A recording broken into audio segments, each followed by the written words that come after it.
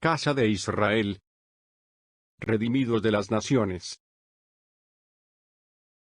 Presenta. Bien, esta parashá, la parashá Vayetze, ¿verdad? Baruch Hashem, vamos a hacer un pequeño resumen de esta parashá. En el 28:10, aquí vemos cuando el Eterno se aparece a Jacob en Betel. ¿Recuerdan ahí esa experiencia que tuvo Jacob? Él llega a un lugar, duerme allí, ¿verdad? Toma de unas piedras que habían en ese lugar y lo puso como cabecera y se acostó en ese lugar y tuvo allí una visión, un sueño. Aquí una escalera que estaba apoyada en la tierra y su extremo tocaba el cielo, y en el sueño él veía ángeles, ¿no? Mensajeros del Eterno que subían y bajaban, ¿cierto? Bajaban por ella. Y aquí que el Eterno estaba en lo alto de ella, el cual dijo yo soy. Entonces ahí se le revela el Eterno a Jacob. Pregunta, aquí la Torá dice que él veía ángeles, él veía ángeles que subían y descendían. Pero pregunta, ¿por qué no era lo normal que los ángeles bajaran y subieran? Pero aquí la Torá dice subían y bajaban. ¿No se han preguntado por qué? Lo normal es que los ángeles bajen del cielo y luego suban, pero aquí no, aquí dice, y vio ángeles que subían y bajaban, ¿cierto? Es buena, interesante pregunta. Ahí la dejo para que la vayan analizando. Pero aquí la traducción no está buena, eso tiene su sentido. Luego viene Jacob, sirve a Labán por Raquel y Lea, ¿cierto? Jacob va de sus parientes y él allí está dispuesto a servir 7 años por su esposa, su amada, ¿verdad? 7 años, digo, yo voy a servir 7 años por ella. Pues aquí vemos que Jacob fue engañado por su suegro, ¿cierto? Y le pusieron a la mayor, que era de ojos delicados, dice la Torá. Ella era de ojos delicados. Dicen los sabios que era porque ella lloraba mucho. Dicen los sabios, ¿no? Porque ella lloraba mucho, porque la tradición o la costumbre es que al primogénito le dan la primera, la mayor, ¿cierto? O sea, el casamiento es el mayor con la mayor, el menor con la menor. Entonces, claro, ella era la mayor y como era una familia, tenían que emparentar, entonces ella le iban a dar ¿a quién? A Esab. Y Esab vemos que no era tan santo como digo. Entonces ella lloraba mucho porque ella no quería a Esab, porque Esab no era tan piadoso, ¿cierto? Esab era un hombre del campo, era un hombre que cazaba, era un hombre tosco, mientras que Jacob era un hombre que habitaba en tiendas, era un hombre, según esto, estudioso de la Torá, ¿sí? Era un hombre piadoso, aunque tuvo muchos errores, pero era un hombre de la casa, era un hombre obediente a los padres. Cuando los padres le dijeron, ve a la tierra y toma esposa de allí, no como Esaú, que tomó mujeres de esa tierra, de ese pueblo pagano, ¿ve? Entonces ella lloraba mucho, me va a tocar este hombre perverso, y por eso dice la Torá que ella era de ojos delicados, de ojos tristes, de ojos delicados, de tanto llorar, ¿cierto? Muy bien, hoy día hay mujeres que, ¿cierto? Lloran, ay, yo por qué me casé, tanto que me dijo mi madre, no te cases con ese fulano, no te cases con ese. Y entonces lloran y dicen, ay, yo por qué me casé, no le hice caso a mi mamá. Sí, a todos, ¿cierto? Muy bien. Bueno, entonces, pero resulta que Labán, digamos que no actuó, aunque claro, él allí fue malicioso, le dio en vez de darle la menor, porque el pacto era, voy a trabajar por la menor, ¿cierto? Entonces, cuando se cumpla el tiempo, me das a la menor, ¿cierto?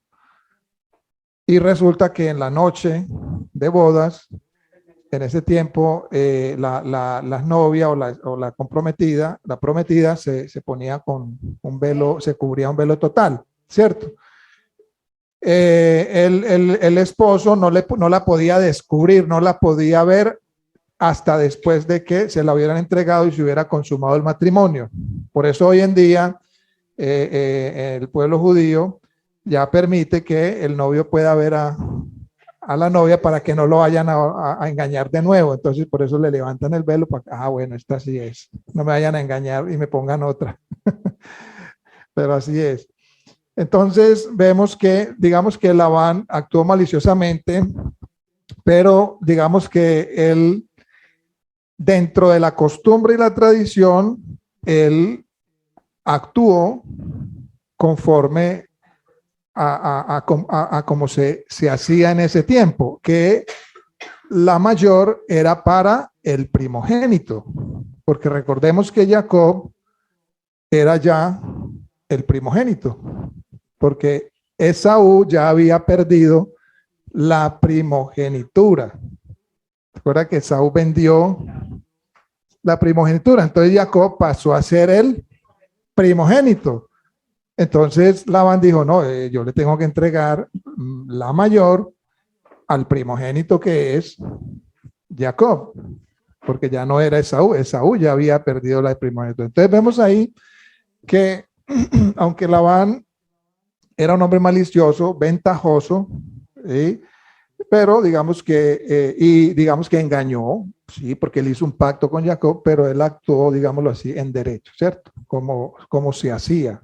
Y él lo dice allí, no es costumbre lo que hacemos acá, que entregamos la menor primero, sino la mayor. Entonces, él le entrega a Jacob la mayor porque él era el primogénito, recuerden eso, ¿cierto? Y luego entonces ya le dice, bueno, ahora sí, quieres la menor, trabaja otros 7 años por ella. Y él está dispuesto a trabajar, ¿verdad? Porque él amaba a Rachel, ¿cierto? Cuando él la vio, eso como que fue un flechazo, amor a primera vista, ¿cierto? Dice que allí él la vio y la besó y lloró. Él se enamoró de Rachel a primera vista. Eso fue un flechazo, ¿cierto? Entonces ahí vemos cómo Jacob quedó prendido de Rachel y estuvo dispuesto a trabajar y a gastar sus años por ella, ¿cierto? O sea, el hombre estuvo dispuesto a hacer lo que fuera. Trabajó 14 años prácticamente por ella, ¿cierto?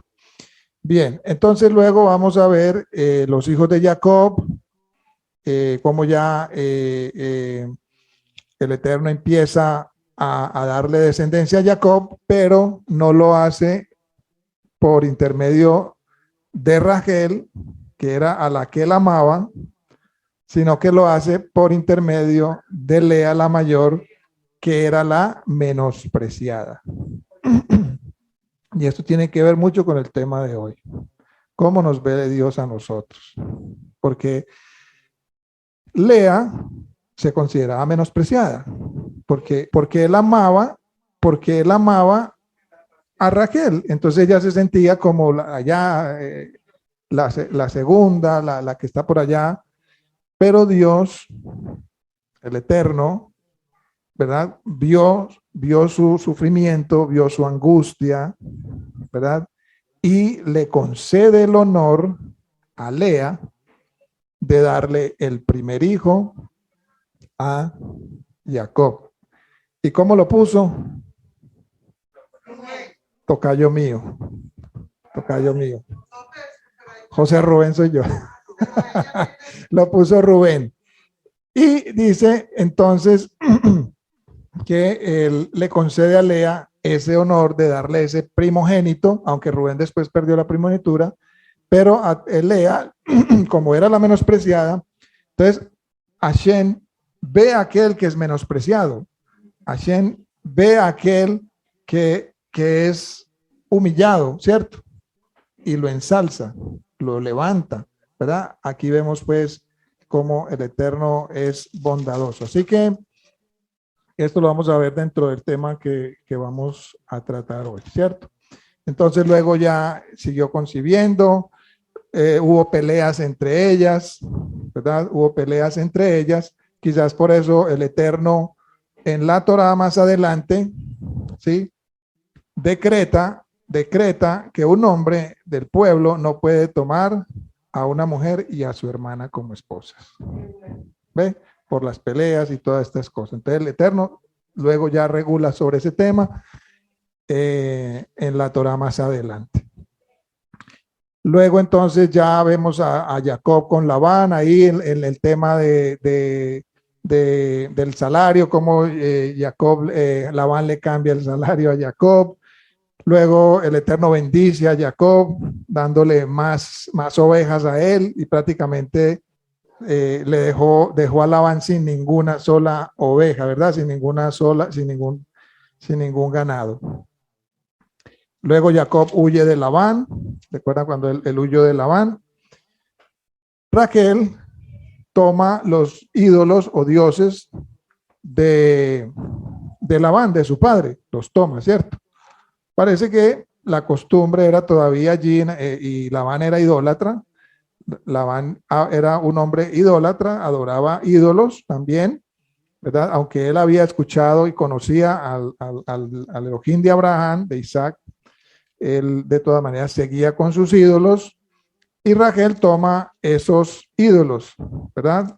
Labán se da cuenta, sale en busca de Jacob y pues ella, cuando Labán va allí, ella esconde esos ídolos para que el padre no se diera cuenta, los esconde, pero Jacob ya ha dicho que en el que él hallara esos ídolos, la persona que tuviera esos ídolos moriría, ¿cierto? Y como Raquel los tenía, pues ella murió muy tempranamente, a muy temprana edad, ¿cierto? Ella murió solamente tuvo tuvo a Joseph y a Benjamín propios de ella, ¿cierto? Entonces ahí vemos pues que eso lo hemos conocido y lo hemos aprendido mucho, tener cuidado con las palabras, ¿no es cierto? Ya luego terminamos en el verso 32.2, dijo Jacob, campamento de Dios es esto, cuando vio pues aquel lugar donde él se recostó. Bueno, pregunta, la escalera que vio Jacob, por la cual descendían y subían aquellos ángeles, ¿verdad? O subían y descendían. También vemos que Yeshua ahora menciona esta porción de la Torá. Ahí cuando él le llevan a Netaniel, ¿cierto? Le llevan a Netaniel. Él le dice a Netaniel que antes de encontrarse con él, él lo había visto debajo de la higuera. Tal parece que Netaniel estaba estudiando, porque esa expresión, estar debajo de la higuera, es estar en un estado de estudio, de reflexión, de meditación en la Torá o de oración. Muy probablemente Netaniel estaba estudiando este pasaje de la Torá sobre Jacob, ¿no es cierto? Cuando habla allí de que él soñó con una escalera que subía al cielo y ángeles subían y ángeles bajaban, ¿no es cierto? Entonces, allí Yeshua cuando lo ve le dice, he aquí un verdadero israelita en el cual no hay engaño. Ese es un verdadero israelita, el cual siempre habla con verdad, ¿cierto? Que lo que hay en su corazón es lo que expresa y así es como actúa, ¿cierto? Muy bien, entonces, esta porción de la paracha, o más bien esta enseñanza, la titulé, ¿cómo te ve el Eterno, cómo te ve Dios y cómo te ves tú? ¿Cierto? Porque muchas veces uno se ve de una manera en que o se sobreexalta, está demasiadamente exaltado, muy enorgullecido, o se ve uno apabullado. En el otro extremo, humillado, uno se ve una persona que no tiene valor, uno como que se ve sin valor en la vida. Uno, ¿para qué vivo yo? ¿Para qué yo vine a este mundo? ¿Verdad? De baja autoestima. Cuando se ve de baja autoestima o también se ve de mucha, o sea, la estima la tiene por los cielos, el ego lo tiene arriba, ¿verdad? Pueden haber esos dos extremos, cómo nos vemos nosotros. Y es lo que vamos a ver hoy, cómo nos ve el Eterno a nosotros, ¿verdad? Para empezar, lo primero que vamos a decir es que muchas veces nosotros hablamos de Yeshua, mencionamos pues a Yeshua como, y lo comparamos con Isaac, ¿verdad? Y es una comparación directa, como con el perfecto Isaac, a quien, digamos, la Torá lo menciona como una sombra profética del Mesías, ¿verdad? Por el sacrificio, ¿cierto? Isaac fue un hombre correcto, un hombre justo, un hombre que hizo la voluntad del Eterno hasta el punto de que estuvo dispuesto a ser llevado al sacrificio, ¿no es cierto? También hablamos de Yeshua como el profeta más grande que Moshe, ¿cierto? Han escuchado que, ¿cierto? Era un profeta más grande que Moshe, lo leímos ahora, como la Torah viviente, también escuchamos de Yeshua que es la Torah viviente, como el Cordero Pascual perfecto, sin mancha, ¿cierto? Sin mancha, sin ningún tipo de mancha, pero también podemos pensar en Yeshua como el perfecto Jacob. De hecho, los sabios hablan de que Jacob es una sombra del Mashiach. Muchos sabios mencionan eso. Entonces podemos también, alguien preguntará, pero bueno, es que Jacob tuvo muchos errores. Jacob fue llamado el suplantador. Jacob engañó al hermano, ¿cierto? ¿Cómo podemos decir que podemos llamar que podemos comparar a Yeshua como el perfecto Jacob, en el sentido, pero sí lo podemos comparar. ¿De qué manera? En el sentido de que Jacob fue perfeccionado a través de qué? De los sufrimientos. Jacob fue perfeccionado a través de los sufrimientos.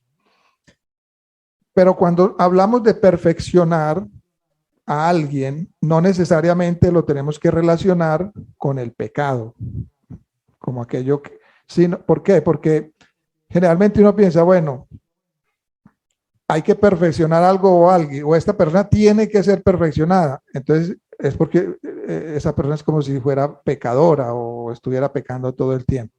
Por supuesto que una persona que peca, pues hay que perfeccionarla, pero en otro sentido, y lo vamos a ver enseguida, en el sentido que nos ve el Eterno a nosotros, que ya lo vamos a mencionar, el Eterno moldea, el Eterno perfecciona, y eso fue lo que pasó con Jacob. Entonces, no siempre, no necesariamente cuando hablamos de perfeccionar a alguien tenemos que hablar o mencionar pecado, sino como de aquello que es moldeado hasta alcanzar un estado ideal, ¿cierto? Y yo creo que ese debe ser siempre nuestra visión. Muchas veces nosotros juzgamos y condenamos por lo que vemos, ¿verdad? Nosotros no vemos, por ejemplo, a veces en los errores de las personas, nosotros no vemos allí un vaso que necesita ser moldeado. Cuando el alfarero empieza de un pedazo de masa de barro que no tiene forma, no tiene belleza, absolutamente nada atraíble, pero el Eterno empieza, o el alfarero empieza, coge ese pedazo de barro y empieza ¿qué? A darle forma, ¿verdad? Entonces nosotros siempre vemos, muchas veces nosotros cometemos el error de ver a las personas como ese pedazo de barro, allá sin uso, no sirve para nada. No sirve para nada, ¿verdad? Pero no vemos el potencial que puede tener ese barro que está allí, porque no proyectamos, sino que nos quedamos acá y no lo proyectamos. No proyectamos, ¿verdad? De que ese pedazo de barro puede llegar a ser moldeado y adquirir una forma y una belleza espectacular, ¿cierto? Cuando el alfarero empieza, le da forma y le da forma, le echa más agüita y le da forma, luego lo pinta y tenemos una vasija espectacular. ¿Y quién creyera de dónde salió esa vasija? De un pedazo de barro, ¿cierto? De una porción de barro que no tenía forma ni belleza. Mire lo que dice Hebreos 5, 8, 9. Entonces, vamos teniendo presente cómo nosotros nos vemos a nosotros mismos y cómo nos ve el Eterno a nosotros, para que la intención y el objetivo es que tengamos la visión y la mirada del Eterno, no solamente para nosotros mismos. Muchas veces nosotros nos golpeamos demasiado, que la autoestima cae, ¿verdad? Y perdemos todo valor y toda esperanza en este mundo y en esta vida, ¿verdad? Y vamos a comparar cómo el Eterno nos ve a nosotros, ¿verdad? Para que esa autoestima que está por allá tan en el suelo se equilibre, ¿verdad? Si nuestra autoestima está muy elevada, pues también se baje y se nivele a cómo nos ve el Eterno a nosotros, ¿cierto? Entonces, mira lo que dice Hebreos 5:8. Mira lo que les decía ahora. El perfeccionamiento no siempre tiene que ver con el pecado, con una persona que es pecadora, transgresora, porque Yeshua en ningún momento fue un pecador, ¿verdad? Pero dice la escritura que él fue perfeccionado. Mira lo que dice ahí. Y aunque era hijo, aprendió obediencia por lo que padeció. Entonces ahí vemos los sufrimientos, ayudan al perfeccionamiento. Y habiendo sido ¿qué? Hecho perfecto, vino a ser fuente de eterna salvación para todos los que le obedecen. Entonces, ¿por qué el Eterno muchas veces nos pasa por pruebas? ¿Para qué? Perfeccionarnos. Y puede que usted no esté pecando. Usted a veces se pregunta, pero ¿por qué me pasa esto a mí? ¿Por qué yo? ¿Por qué me tiene que pasar a mí? Bueno, ahí tiene la respuesta. ¿Para qué? Ser perfeccionado, ser obediencia, ¿verdad? Eso evitará, pues, muchas veces también, cuando nos damos cuenta del propósito del Eterno, pues, ahí iremos también dejando la queja, ¿verdad? La queja. Entonces, tenemos en esta parashá de esta semana el sueño de Jacob. Aquí vamos a tocar un poquito sobre el tema de la escalera y lo vamos a ir desarrollando. Esa escalera que llega a los cielos, ¿verdad? Muchas preguntas surgen de estos textos y muchos comentarios hay sobre este texto. Incluso existen muchos comentarios rabínicos, midráshicos, que intentan explicar el significado de este sueño. Uno de ellos, Rashi, un comentarista judío, él se centra en la descripción del movimiento de los ángeles, lo que les decía ahora.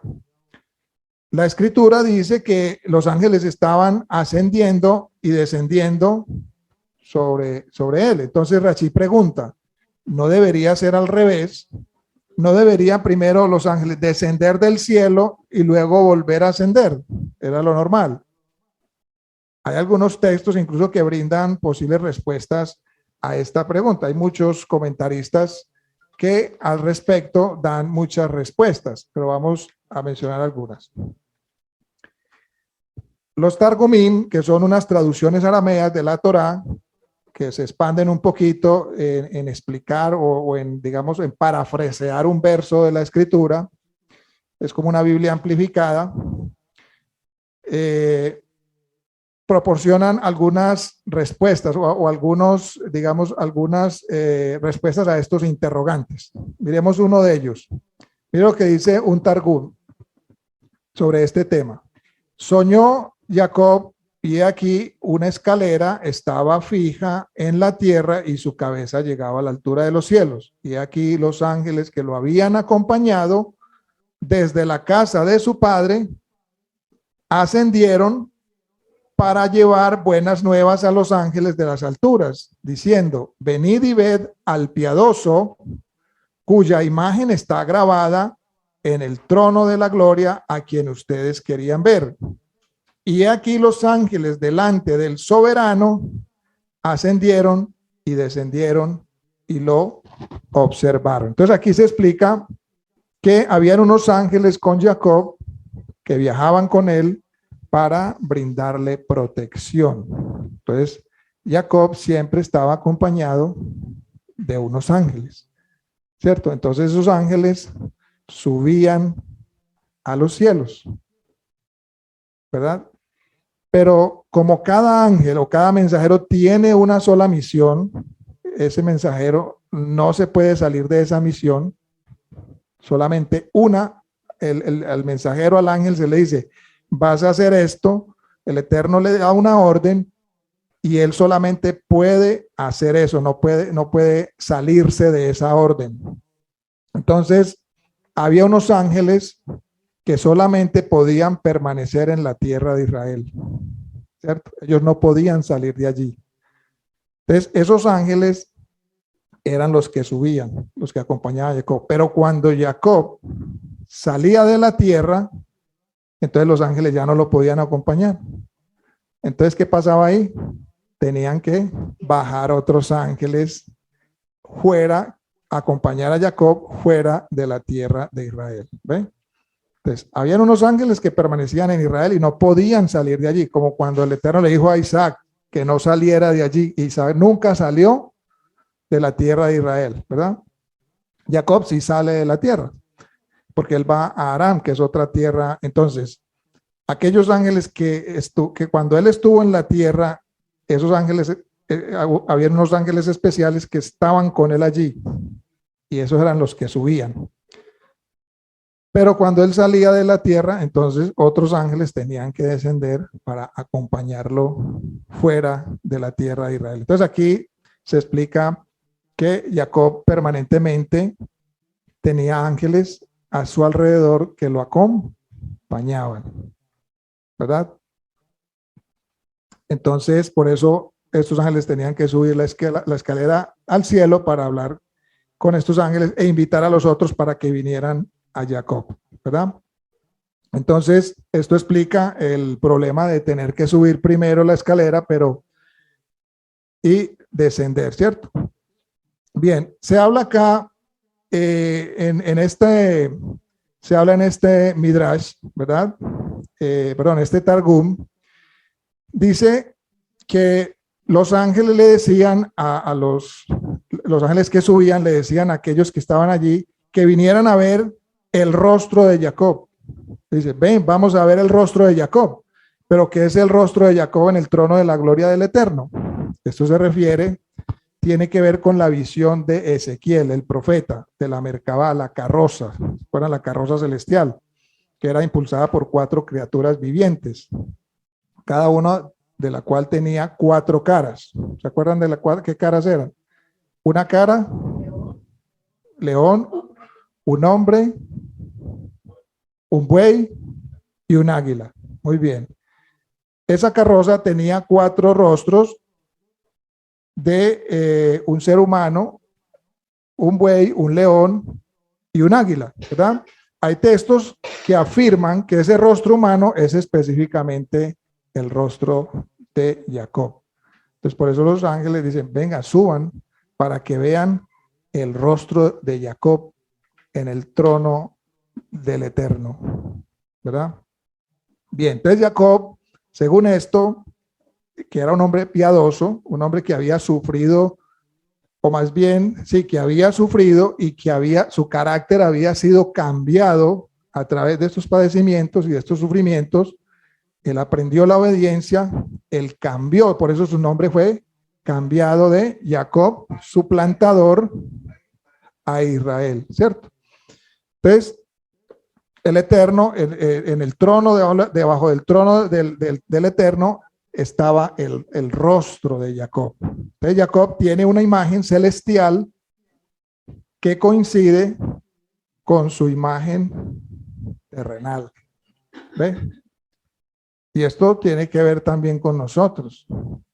Cada uno de nosotros tiene una imagen celestial, pero también tenemos una imagen terrenal, ¿verdad?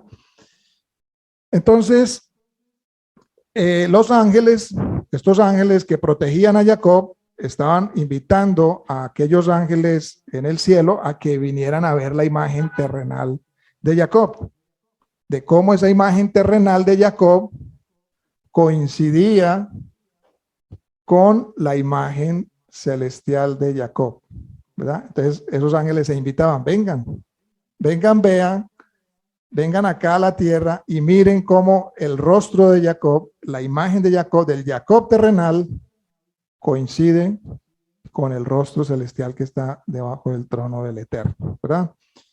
Ahora, lo más probable es que esta asociación se deba ¿a qué? A la obediencia, a la piedad que tenía Jacob, a lo que él aprendió a través de todo ese sufrimiento que él tuvo, a través de que él fue exiliado, a través de que él fue engañado, todo ese sufrimiento, a través de que fue perseguido por su hermano, todos esos sufrimientos le ayudaron a él ¿a qué? A tener una transformación de un rostro terrenal desfigurado, por decirlo así, a cambiar y coincidir con ese rostro que había en los cielos, ¿verdad? Y cada uno de nosotros tiene un rostro, una imagen celestial. Entonces la pregunta es, ¿está nuestro rostro terrenal en conformidad con ese rostro celestial? Esa es la pregunta. Muy bien. Entonces, en Génesis 32 también vemos cómo Jacob lucha con un ángel, él lucha con un ángel toda la noche, él nombra ese lugar Peniel, rostro de Dios, y dice, porque vi a Dios cara a cara y sin embargo me perdonaron la vida. Hay un texto en Lamentaciones, Rabá, que es un midrash, que no solo se refiere al rostro de Jacob en el trono de Dios, sino que también lo describe como aquel que tiene una función sacerdotal y protectora, ¿cierto? Mire lo que dice este midrash, dice, de igual manera dijo el santo, bendito sea Israel, no me provocas porque te aprovechas de la imagen de Jacob, porque está grabada en mi trono. Aquí tenlo, te lo tiran en la cara, por tanto arrojo del cielo a la tierra la hermosura de Israel. Entonces este texto es muy similar a la declaración que hizo Juan el Bautista de aquel Israel que decía que eran descendientes de Abraham, y él les dijo, Dios también puede levantar un pueblo de piedra, puede hacer hijos de las piedras, ¿cierto? Ellos se confiaban mucho de que eran descendientes biológicos de Abraham, y por eso decían que, y ese pensamiento persiste hasta el día de hoy, ¿cierto? El judío se enorgullece mucho, y bueno, en cierta manera uno se enorgullece de su descendencia, pero en un sentido, en el sentido negativo es que pueden hacer lo que quieran y de igual manera son descendientes de Abraham y nada va a pasar, ¿verdad?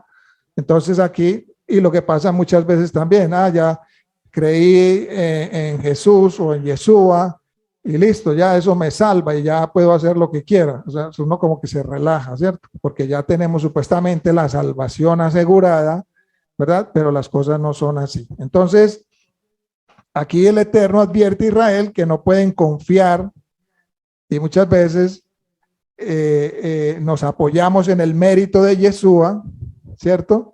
Pero nuestra vida continúa igual o peor. Entonces acá el Eterno lo que está diciendo es, ustedes confían en la piedad de Jacob, ¿verdad? Y arroja su imagen desde su trono a la tierra mientras envía a Israel al exilio, ¿cierto? O sea, mire que Israel ha sido varias veces exiliado. y ellos confían en los méritos de los patriarcas, y ellos confían en los méritos de los sabios, y rezan en las tumbas de los sabios por ese mérito de ese justo, ¿verdad? Pero ¿por qué Israel no ha sido redimido? Es la pregunta que nos debemos hacer. ¿Por qué Israel no ha sido redimido? Y ellos mismos lo aceptan, los sabios también aceptan, porque Israel no ha tenido un arrepentimiento completo. Y eso también nos puede estar pasando a nosotros. Entonces, aquí vemos cómo el Midrash sí se refiere a la belleza de Israel, y los textos posteriores describen el rostro en el trono del Eterno, no solo como el de Jacob, sino como el rostro de todos los hijos de Israel. En otras palabras, el Eterno mira el rostro de Jacob, y cuando mira el rostro de Jacob es como si estuviera mirando el rostro de todo Israel, ¿verdad? Cuando el Eterno ve al Mesías, ¿sí? Él nos está viendo a todos. En el Mesías, el Eterno nos ve a absolutamente todos los que hemos creído en el sacrificio expiatorio y en su resurrección. Todos los que hemos nacido de nuevo, todos estamos en el Mesías, y nuestra vida está escondida en el Mesías. Entonces, cuando el Eterno ve al Mesías, Él nos ve a todos nosotros, ¿cierto? Bien, entonces, cuando nosotros nacemos de nuevo, estamos dentro del Mashiach. Incluso los cabalistas judíos medievales expanden el rostro humano en el trono de Dios a todos los judíos, ¿cierto? Esto también lo enseñan los cabalistas. Es decir, en otras palabras, que todos tenemos un rostro celestial. Todos tenemos un rostro celestial. Es decir, todos, como decíamos ahora allí, tenemos un rostro perfecto delante de Dios. Pero la cuestión es cómo está nuestro rostro aquí en la tierra. Estamos reflejando la imagen de ese rostro celestial. Cuando nacemos, entonces, ¿qué pasa? Que Dios, el Eterno, crea una imagen nuestra basada en lo que a Él le gustaría que fuéramos en esta vida. O sea, cuando nosotros nacemos, o incluso antes, Él ya ha creado una imagen nuestra de lo que nosotros, o de lo que a Él le gusta, o le gustaría que nosotros llegáramos a ser. Antes de nacer, Él ya tiene una imagen nuestra creada, ¿verdad? Antes de nacer. Sí. Él nos va a mostrar la imagen que Él tenía o que Él había ideado para nosotros, y la imagen que nosotros en realidad fuimos, exactamente. Mire lo que dice, y esto no está alejado de la verdad. Mire lo que dice Juan 17. Póngale cuidado. Juan 17, leamos Juan 17, 4 y 5. Juan 17, 4 y 5.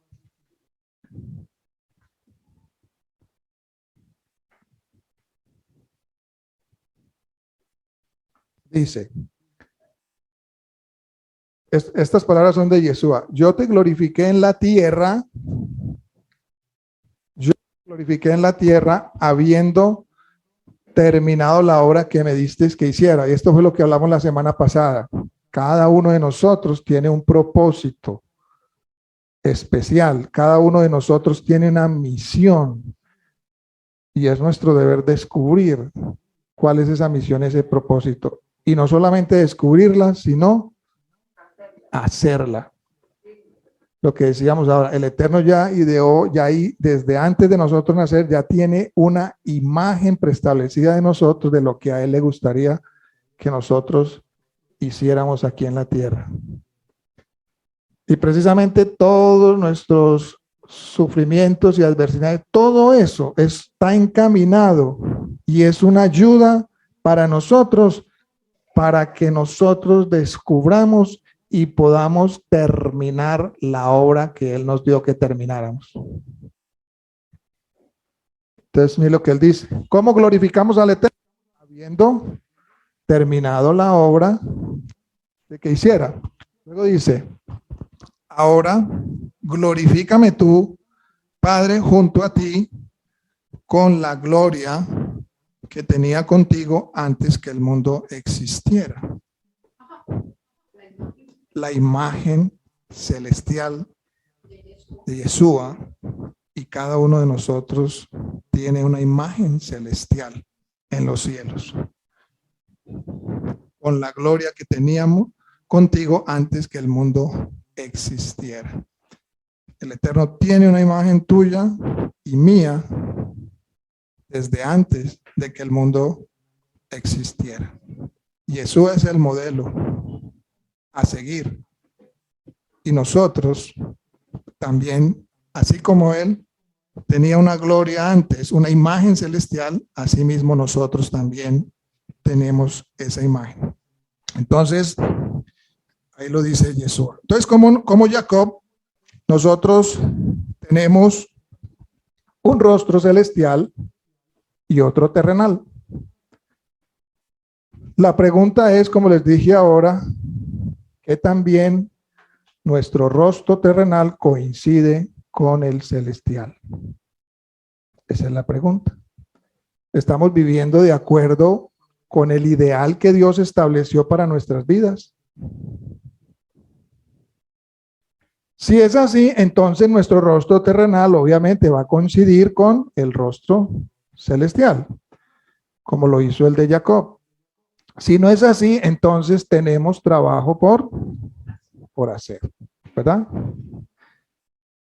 Por lo que podemos afirmar entonces de que existe un ser verdadero creado a imagen de Dios en el centro de nuestro ser, que a menudo está oculto, ocluido por el ego y nuestra pecaminosidad, ¿verdad?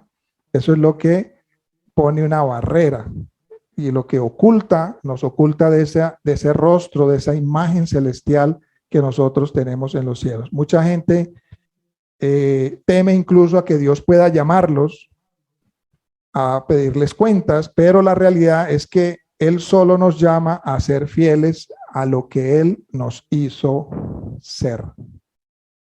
Entonces, mucha gente, por ejemplo, cuando se acerca la muerte, mucha gente le da temor, miedo, es un miedo a la muerte, ¿verdad? ¿Por qué? Porque dentro de esa sensación hay un temor, hay un miedo terrible, ¿sí? A encontrarse con esa realidad, ¿verdad? Entonces, cada uno de nosotros tiene, el Eterno nos equipó, digámoslo así, con talentos y misiones únicas y exclusivas en esta vida. Cada uno de nosotros tiene un talento o varios talentos o tiene una misión. Esos talentos son para ayudar a esa misión. ¿Y cuál es nuestra misión? Como lo leímos ahora. ¿Acabar la qué? La obra que me disteis que me hiciera. ¿Cuántas veces nos hemos preguntado, Padre, cuál es la obra que tú quieres que yo haga? ¿Cuál es el propósito que tú quieres que yo cumpla en esta vida? ¿Cuál es la misión, Padre amado, que tú has establecido para mi vida y para la vida de muchos otros? Y muchas personas pasan por este mundo y salen de entran y salen de este mundo y nunca se dieron cuenta que tenían una misión, que tenían un propósito en esta vida. Porque el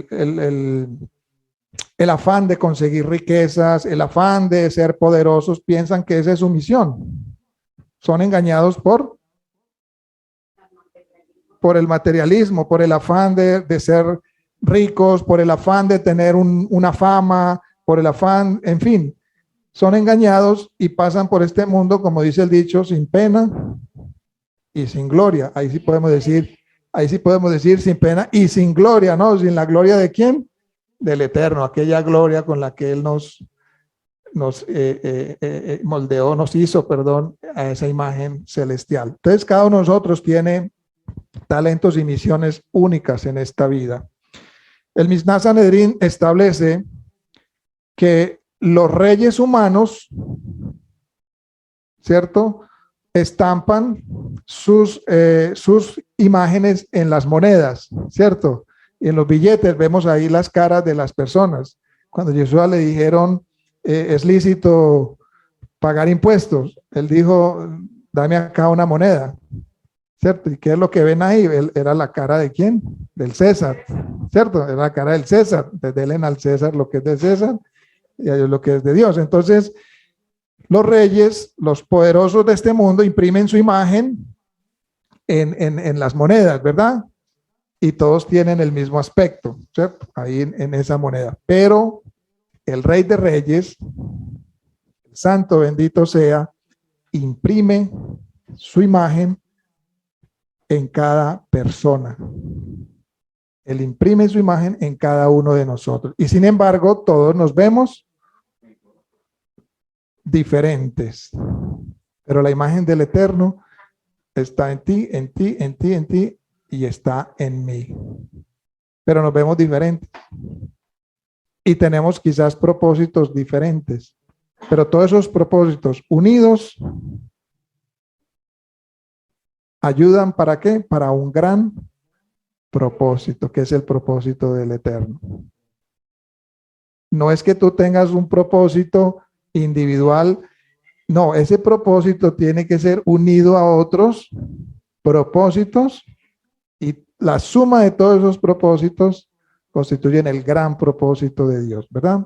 Entonces, ¿cuál es nuestra misión primordial? Hacer que nuestra imagen terrenal coincida con la imagen celestial.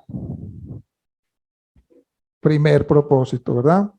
Y esto nos traerá un verdadero shalom. Esto es lo que nos va a traer paz. Esto es lo que nos va a traer el verdadero gozo. Esto es lo que nos va a traer la verdadera armonía en nosotros y con todos los demás. Porque no estamos verdaderamente completos hasta que no nos convertimos en quienes estábamos destinados a ser. Y ahí vamos a Romanos 8:29. No estamos verdaderamente completos hasta que no nos convertimos verdaderamente en quienes estábamos destinados a ser. Póngale atención a esto. 8:29 dice, mire lo que dice allí. Porque a los que de antemano conoció, lo que venimos diciendo, el Eterno te había conocido antes, ¿cierto? Antes, porque a los que antes conoció, también los predestinó. ¿Sí? Es decir, que ya Él te conocía, ya Él tenía una imagen tuya allá, una imagen celestial, y conforme a esa imagen celestial, te predestinó para que llegaras a ser lo que Él quiere que tú seas. También los predestinó a ser hechos ¿qué? Conforme a la imagen de su Hijo. En él, lo que dijimos ahora, en Él estamos escondidos. El Mesías es el rostro de todos nosotros. Para que Él sea el primogénito entre muchos hermanos. Luego dice, y a los que predestinó, a estos también llamó. O sea, si nosotros estamos acá, porque primeramente nos conoció nuestra imagen celestial, luego nos predestinó y luego nos llamó aquí. Por eso estamos acá, porque tú y yo fuimos llamados. Y a los que llamó a estos también justificó, porque entre el llamamiento y la justificación hay un lapso de tiempo, y en ese tiempo pudieron haber pasado muchas cosas. Entonces, en ese tiempo, Él nos va ¿qué? Perfeccionando, porque Él ya nos conocía desde antes de la fundación del mundo. Y tenemos el más claro ejemplo con Jacob y Esaú. No conocía él a Esaú, no conocía él a Jacob desde el vientre de su madre, que aún no habían hecho ni mal ni bien, pero dice, amé a Jacob y a Esaú aborrecí, o amé menos. La expresión aborrecí en hebreo es amé menos, o consideré menos, porque él ya conocía, aún desde el vientre de la madre, él ya conocía lo que iba a pasar con Jacob y con Esaú. Entonces dice, a estos también justificó, y a los que justificó, a estos también glorificó. ¿Ve? ¿Cuál es nuestra misión? ¿Cierto? Llegar hasta dónde, hasta ser glorificado. ¿Y cómo glorificamos al Padre? Que lo dijimos ahora. Terminando la obra que nos dijo que hiciera, o que nos dio a cada uno de nosotros, ¿cierto? Como leímos ahora en Juan 17:4. Volviendo a Yeshua, entonces, como el perfecto Jacob, ¿verdad? En Génesis Rabá 68:12, donde se afirma que los ángeles estaban subiendo y bajando, no por una escalera, sino sobre el mismo Jacob. Ahora, mire que la escalera, la palabra hebrea para escalera, ¿quién la sabe? Es sulam, sulam con M, sulam, que es la samek, la lamet y la mem. La suma de estas tres letras que dice que me da la palabra sulam, escalera, suma 130. 130, escalera. Sí, 130. Ahora, la palabra Sinai, que es el monte donde ¿qué? Fue entregada la Torá, que es la Samek, la Num y la Yod, suman también 130. Tiene dos Yod, la Samek, la Yod, la Num y la Yod. Suma 130. Tienen, mire, escalera y Sinai, donde fue el monte de Sinai, donde fue entregada la Torá, tienen la misma equivalencia, 130. ¿Verdad? Entonces, por medio de la Torá, subimos al cielo. ¿Cierto? La Torá es esa conexión. Ahora, la Torá es como un espejo que te muestra aquello en lo que tienes que ser perfeccionado. Te muestra aquellas deficiencias o aquellas manchitas o aquellas arrugas, como cuando alguien se mira al espejo y se ve, ¿cierto? Las arruguitas, empieza a ver las canas, entonces empieza a actuar para quitarse las arrugas, para perfeccionar su cara, ¿cierto? Para verse mejor. La Torá es ese espejo donde nosotros nos vemos allí todas las arrugas que tenemos, y esa Torá que nos muestra esas imperfecciones nos llevan ¿a dónde? Aquel que fue perfeccionado y por medio del cual podemos ser perfeccionados, que es el Mesías. Por eso dice el apóstol Pablo que el fin o el cumplimiento o la meta de la Torá es el Mesías. El cumplimiento, la meta de la Torá, el objetivo de la Torá, el fin de la Torá es llevarnos ¿a dónde? Al Mesías. La Torá me muestra las imperfecciones, ¿verdad? Me muestra mis arrugas como el espejo. Y claro, me causa en mí el deseo de ser perfeccionado, de quitarme las arrugas. Pero ¿cómo lo hago? Entonces ahí es donde soy llevado a aquel por medio del cual puedo ser perfeccionado. Entonces vemos que ahí la Torá y el Mesías trabajan de la mano.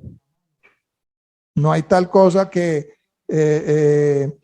vino la Torá y luego viene la verdad por medio del Mesías y como que las dos cosas estaban separadas, como que la Torá y el Mesías no pueden trabajar juntas. Por el contrario, la Torá sin el Mashiach no es Torá y el Mashiach sin la Torá no es Mashiach. Todas ellas tienen que ir así de la mano. La Torá nos muestra la imperfección y por medio de ver la imperfección nace en nosotros el deseo de ¿qué? De ser perfeccionados. Perfeccionados. Por eso está escrito en el Salmo que la Torá convierte el alma. Es decir, la Torá causa en ti y en mí el deseo de ¿qué? De cambiar, de ser transformados. Eso es lo que la Torá debe causar en nosotros, porque la Torá muestra nuestras debilidades, la Torá muestra nuestras imperfecciones, pero no para condenarnos, sino para llevarnos a aquel que nos puede perfeccionar, que en este caso es Yeshua. Por eso Yeshua y la Torá son esa escalera por medio de la cual nosotros podemos subir al cielo. Por eso él dijo, yo soy el camino, la verdad y la vida, y nadie puede subir, vamos a decirlo así, nadie puede subir al Padre sino por mí. Es decir, ¿quieres subir al Padre? ¿Quieres tomar la escalera? Yo soy la escalera. Por medio de mí puedes subir al Padre, porque yo tengo la Torá, porque yo soy el cumplimiento de la Torá. Y si tu vida está en mí y mi vida está en ti, entonces el cumplimiento de la Torá es posible también para tu vida y es posible también cumplir el propósito, la obra que el Padre te dio que cumplieras. Sino a completar. Exactamente. A completar. Entonces, ahí vemos cómo Sinai y Sulam, que es la misma, que es la palabra para escalera y para Sinai, en gematría es el mismo valor, ¿verdad? Entonces, Yeshua es exactamente el perfecto Jacob, la escalera que conecta al cielo con la tierra. De hecho, como les decía, la palabra para escalera es Sulam, que suma 130, y este es el único lugar donde se usa la palabra Sulam, aquí, escalera. De igual manera, entonces, Yeshua, como les decía, es la única escalera por medio de la cual nosotros podemos subir al Padre, ¿cierto? Él es el camino por donde podemos subir al Padre. Y no solo nos lleva a la presencia de Hashem para obtener el perdón de nuestros pecados, como nuestro sumo sacerdote, sino que también nos lleva a los cielos, que esto es lo mejor, ¿cierto? No solamente para ser perdonados de todas nuestras transgresiones, sino que también nos lleva a los cielos para que tú y yo podamos ver ese rostro ideal, tallado, impreso en el trono de Dios, para que podamos comprender más plenamente el diseño de Dios para nuestras vidas. Y vamos aquí a Efesios 2. Vamos a ver Efesios 2 aquí, algo bien hermoso. Veamos cómo Dios nos ve a nosotros. Efesios capítulo 2.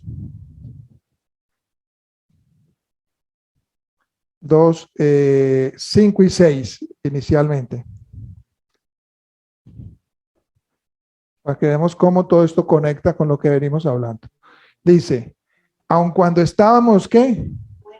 Muertos en nuestros delitos. Es decir, nuestro rostro terrenal no coincidía en absoluto con el rostro celestial. Imagínense el rostro de un cadáver, ¿verdad? Imagínense el rostro de un cadáver totalmente diferente al rostro de esa persona cuando estaba en vida, ¿cierto? Cambia, inmediatamente cambia. Entonces nosotros teníamos un rostro como de muerto. Estábamos muertos en delitos y pecados. Nos dio que vida juntamente con Mashiach, por gracia, por favor, por el favor habéis sido salvados. Y luego dice, y con él nos resucitó y nos ¿qué? Y nos hizo sentar en los lugares celestiales en el Mashiach Yeshua. Entonces yo le pregunto a usted en este momento, ¿usted dónde está en estos momentos? ¿Usted dónde se ve? ¿Dónde se ve usted en estos momentos? ¿Cómo se ve usted en estos momentos? ¿Usted se ve dónde? En lugares celestiales. Esa es nuestra realidad. Allí es donde nosotros nos debemos ver. Porque esto ya, mire que si usted lo lee, eso está en pasado. Y con él nos resucitó.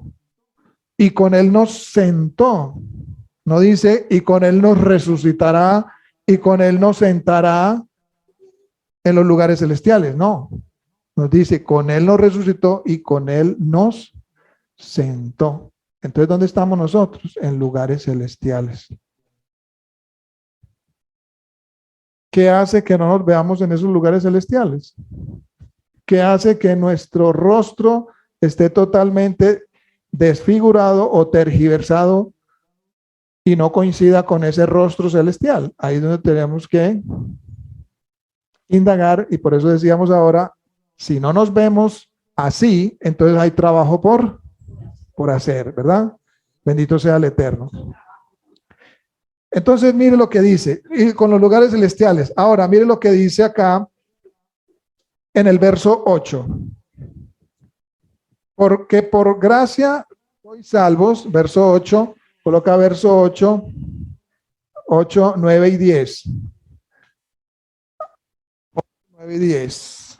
Porque por gracia, por el favor del Eterno, habéis sido salvados por medio de la fe, de la fidelidad, y esto no de vosotros, sino que es del Eterno, no por obras para que nadie se gloríe. Esto mucho se ha discutido. Bueno, ahora mire lo que dice acá.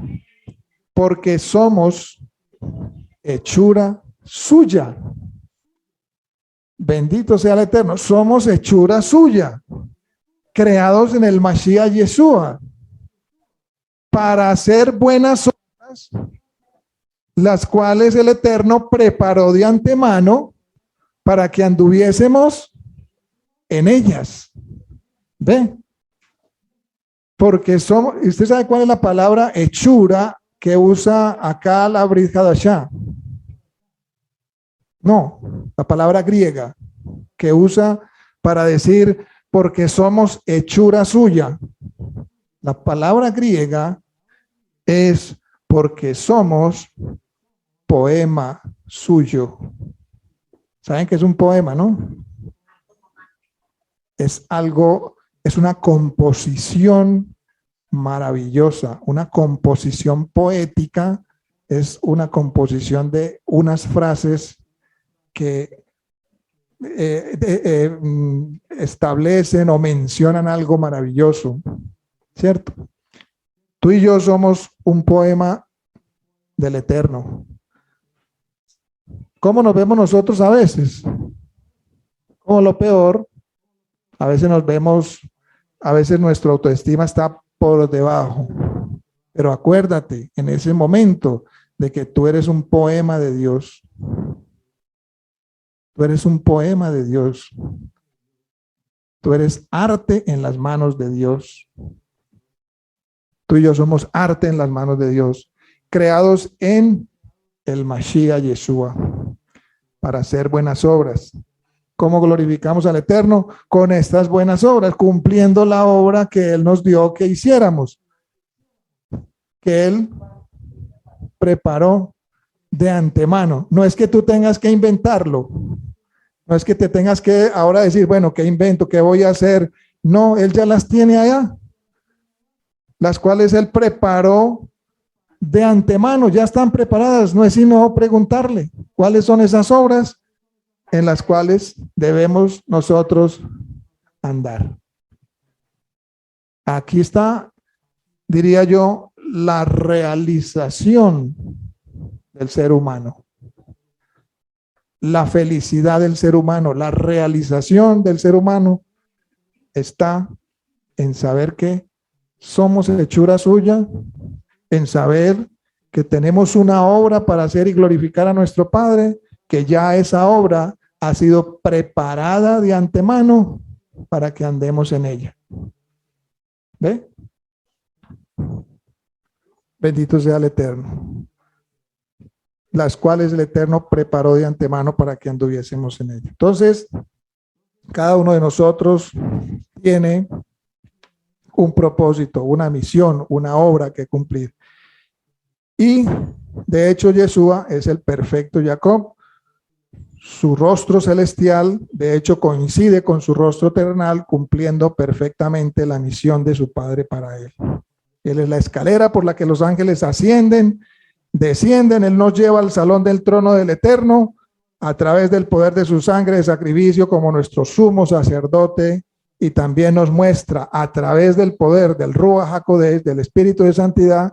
Él nos muestra nuestro rostro celestial, instándonos a seguir nuestros propios destinos o misiones o propósitos individuales, que sumados todos ellos llevan al cumplimiento del gran propósito del Eterno.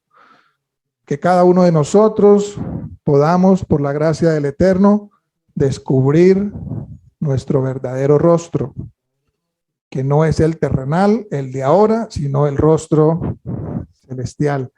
Y que todas nuestras fuerzas, que por la tarde vamos a estudiar cómo amar a Dios con todas las fuerzas, para que no se lo pierdan. Entonces, destinar, cuando nos damos cuenta cómo es nuestro rostro celestial, cuál es la obra que el Eterno ha destinado para cada uno de nosotros, podamos con conciencia, con conocimiento, con entendimiento, enfocar toda nuestra vida al cumplimiento de esa misión maravillosa.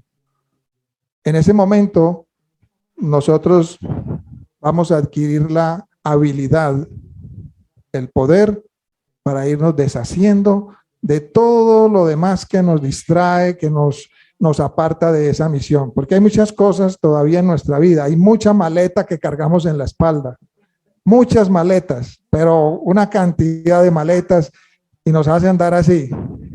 Por eso cuando leemos el Sidur, oramos el Sidur, bendito eres tú, Hashem, que enderezas a los encorvados.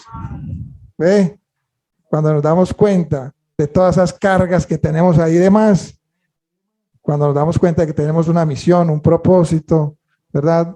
Conforme a lo que el Eterno ha hecho de antemano. Entonces vamos a sacudirnos y vamos a quitar esta maleta, no me sirve, esta tampoco, llevo mucha ropa. Como cuando una mujer viaja para otra ciudad, ¿verdad? Porque yo no sé, la mujer, ¿por qué tiene esa manía? Se va a quedar 2 días y lleva maleta como para 1 mes. ¿Cierto que sí? Yo no sé por qué. Si lleva viaje para 1 mes, se lleva toda la ropa de la casa. Lleva 2 pastas de dientes, 2 pares, o sea, yo no sé por qué. Cambio el hombre, un viaje para 1 mes, se lleva 3 mudas de ropa, 4 mudas de ropa, y ya con eso pasa. Entonces, amados, que cada uno de nosotros descubra ese verdadero rostro, lo que el Eterno ha destinado para nosotros ser en este mundo. Que podamos tomar esa escalera celestial, Yeshua HaMashiach, con ambas manos y encontrar apoyo en él para nuestros pies, ¿verdad?